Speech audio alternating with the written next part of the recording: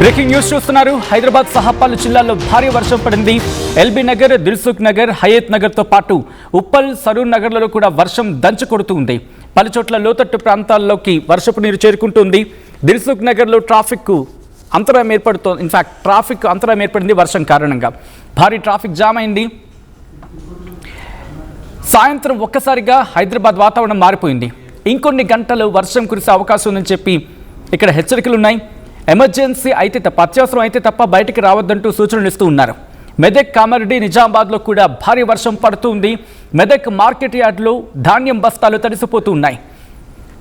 అలాగే ర్యాలమడుగు, మంభోజపల్లిలో విద్యుత్ స్తంభాలు నేల కూలిపోయాయి. కొనుగోలు కేంద్రాల్లో ధాన్యం తడిసి ముద్దవుతూ ఉంది.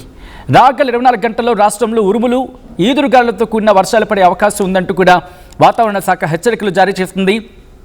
ఇప్పటికీ రంగారెడ్డి జిల్లా, ఇన్ఫాక్ట్ హయత్ నగర్, ఆ ప్రాంతాల హయత్ నగర్లో అత్యధికంగా 15 మిల్లీమీటర్ల వర్షపాతం నమోదైంది ఈరోజు. హయత్ నగర్తో పాటు సరూర్ నగర్లో 7.3, షేక్పేట్లో 5.5, పటాన్చెరులో 3.5, ఉప్పల్లో 2.5, అలాగే రామచంద్రాపురంలో 2.3, ఇలా కొన్ని చోట్ల వర్షం నమోదైన సందర్భం.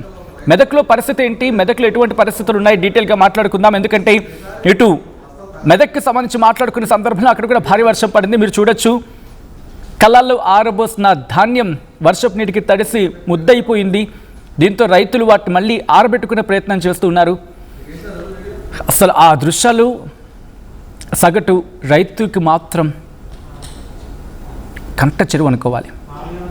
ఎందుకంటే ధాన్యం కొనుగోలు అంశం ఆలస్యం అవుతూ ఉండడం, వర్షాలు పడుతూ ఉండడం ఇటు సాధారణ రైతుని బెంబేలెత్తించేస్తూ ఉంది.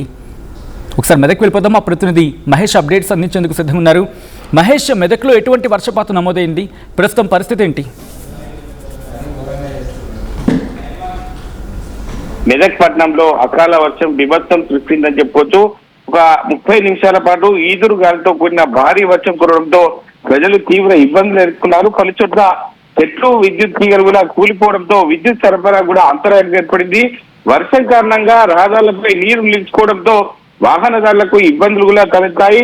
ముఖ్యంగా మార్కెట్ ప్రాంతంలో వ్యాపార కార్యకలాపాలు నిలిచిపోయినాయని చెప్పుకోవచ్చు. ఎందుకంటే మెదక్ పట్టణంలో అంతా ఇరుకిరుకు సందులు ఉంటాయి కాబట్టి ఇవన్నీ వర్షం నీరు చేరుకోవడం వల్ల ఒక స్థానికులు అందరూ కూడా భయాందోళనకు పోయారు. ఎందుకంటే ఎక్కడ ఒక ఇంకుడు గుంతలు ఉంటాయి, ఏంటి హోల్స్ ఉంటాయని చెప్పి ఎవరు కూడా తెలియదు. కాబట్టి వర్షం నీరుతో మెదక్ పట్టణం నిండిపోవడంతో ప్రజలు చాలా ఇబ్బందులు ఎదుర్కొంటున్నారు. ఈ వర్షం ఈ సమయంలో రావడం ఏంటని చెప్పి పట్టణ వాసులందరూ కూడా ఆందోళన చెందుతున్నారు. ఇప్పటికైతే ఒక 30 నిమిషాల పాటు వర్షం కూడా జరిగింది. సజిల్, వర్షం ఇంకా పడుతూ ఉందా, లేకపోతే ఎలా ఉంది పరిస్థితి? ఆల్రైట్, మరి కాసేపట్లో మహేష్ దగ్గరికి వెళ్ళే ప్రయత్నం చేద్దాం. ఇప్పటికే భారత వాతావరణ శాఖ హెచ్చరికలు జారీ చేస్తుంది. పలు చోట్ల భారీ వర్షాలు పడే అవకాశం ఉంది అంటూ కూడా భారత వాతావరణ శాఖ కొద్దిసేపటి క్రితం అలర్ట్ను కూడా ఇచ్చింది. నేను మరి కాసేపట్లో ఆ పరిస్థితిని నేను మీకు ఎక్స్ప్లెయిన్ చేసే ప్రయత్నం చేస్తాను. భారత వాతావరణ శాఖ హైదరాబాద్ కేంద్రంగా తెలంగాణకు ఎటువంటి వర్ష సూచన జారీ చేస్తుంది, ఎటువంటి వర్షపాతం నమోదే అవకాశం ఉంది, ఏ ప్రాంతాలకు ఎటువంటి ప్రభావం ఉండే అవకాశం ఉంది, ఇదంతా డీటెయిల్గా మాట్లాడుకుందాం. భారత వాతావరణ శాఖ అలర్ట్స్ని జారీ చేసింది, రెడ్ అలర్ట్ని జారీ చేసింది వడగాల్పుల గురించి అని చెబుతూ. ఈరోజు పెద్దపల్లి, జయశంకర్, భూపాలపల్లి, ములుగు, భద్రాద్రి కొత్తగూడెం, ఖమ్మం ఈ జిల్లాలకు వడగాల్పులని ఇస్తూనే ఇటు ఎల్లో అలర్ట్ని జారీ చేయడం జరిగింది. గంటకు 40 నుంచి 50 కిలోమీటర్ల వేగంతో ఉరుములతో కూడిన వర్షాలు పడే అవకాశం ఉంది.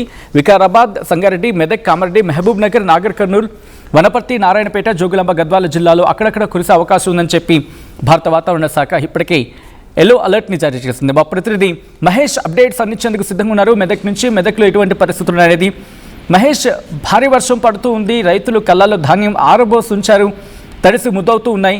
అక్కడ అధికారులు ఎటువంటి జాగ్రత్త చర్యలకు దిగడం జరిగింది, ఎటువంటి సాయం అందించే ప్రయత్నం చేస్తూ ఉన్నారు మహేష్? ఖచ్చితంగా సజ్జన్, మెదక్ పట్టణంలో అకాల వర్షం బీభత్సం సృష్టించిందని చెప్పుకోవచ్చు. సుమారు గంట పాటు ఈదురు గాలితో కూడిన భారీ వర్షం కురవడంతో ప్రజలు చాలా ఇబ్బందులు ఎదుర్కొనే పరిస్థితి ఉంది. పలు చోట్ల చెట్లు, విద్యుత్ తీగలు కూలిపోవడంతో విద్యుత్ సరఫరా కూడా అంతరాయం ఏర్పడింది. వర్షం కారణంగా రహదారులపై నీరు నిలిచిపోవడంతో వాహనదారులు ఇబ్బందులు పడ్డ పరిస్థితి ఉంది. ముఖ్యంగా మార్కెట్ ప్రాంతంలో వ్యాపార కార్యకలాపాలు నిలిచిపోయాయి. రైతులు ఆరబెట్టిన వరి ధాన్యం వర్షానికి తడిసి ముద్దయిందని చెప్పుకోవచ్చు. దీంతో రైతులు తీవ్ర ఆందోళన వ్యక్తం చేస్తున్నారు. ఎందుకంటే పండించిన పంటను తన కళ్ళాల్లో ఉండి ఐకేపీ సెంటర్ లో ఉండడం వల్ల అకాల వర్షాల వల్ల మేము చాలా ఇబ్బందులు ఎదుర్కొంటున్నాం. ఇప్పటికే ఉన్నతాధికారులు ధాన్యాన్ని కొనుగోలు చేయక చాలా ఇబ్బందులు ఎదుర్కొంటారని చెప్పి ఇప్పటికే రోడ్డెక్కి రాస్తా రోగులు ధర్నాలు చేస్తున్న పరిస్థితి మనం చూస్తున్నాం. కానీ అధికారులు అంటే జరిగిన సంఘటన జరిగిన తర్వాత అక్కడికి చేరుకోవడం ఏంటి నిర్లక్ష్యం ఏంటని చెప్పి ప్రధానంగా రైతులు విమర్శిస్తున్నారు. ఈ సంఘటన చూస్తుంటే మెదక్ జిల్లాను అతలాకుతలం చేసిందని చెప్పుకోవచ్చు. ఎందుకంటే ఒక గంట పాటు ఈదురుగాలతో ఇటువంటి వర్షాలు పడడం రైతులతో పాటు ప్రజలకు ఇబ్బందులు గురి చేస్తున్నారని చెప్పి మనకు తెలుస్తుంది. ఏది ఏమైనటికి సంబంధించిన ఉన్నతాధికారులు ఇప్పటికే అలర్ట్ అయ్యారు. స్థానికంగా ఎక్కడైతే నష్టపోయారో రైతులను కూడా ఐడెంటిఫై చేస్తున్నారు. ఖచ్చితంగా ప్రభుత్వం నుంచి సహాయం అందించే విధంగా ఉన్నతాధికారులు కూడా పర్యవేక్షణ చేస్తున్నారు. వాళ్ళను ఎవరైతే ఉన్నారో రైతులను నోట్ చేసుకుంటున్నారు. ఖచ్చితంగా వారికి ప్రభుత్వం నుంచి ఆదుకునే విధంగా ముందుకెళ్తామని చెప్పి అధికారులు అయితే చెప్తున్నారు. Sajin right Mahesh, thanks for the update. మొత్తానికి అయితే మాత్రం భారత వాతావరణ శాఖ ఇప్పటికే అలర్ట్ని కూడా జారీ చేస్తుంది. కొన్ని ప్రాంతాల్లో భారీ వర్షం పడుతుంది, కొన్ని ప్రాంతాల్లో మోస్తరు నుంచి భారీ వర్షం, తేలికపాటి నుంచి మోస్తరు వర్షం ఇంకొన్ని ప్రాంతాలు ఉంది. మరి మీ ఏరియాలో ఎటువంటి పరిస్థితి ఉందనేది కామెంట్ చేయండి.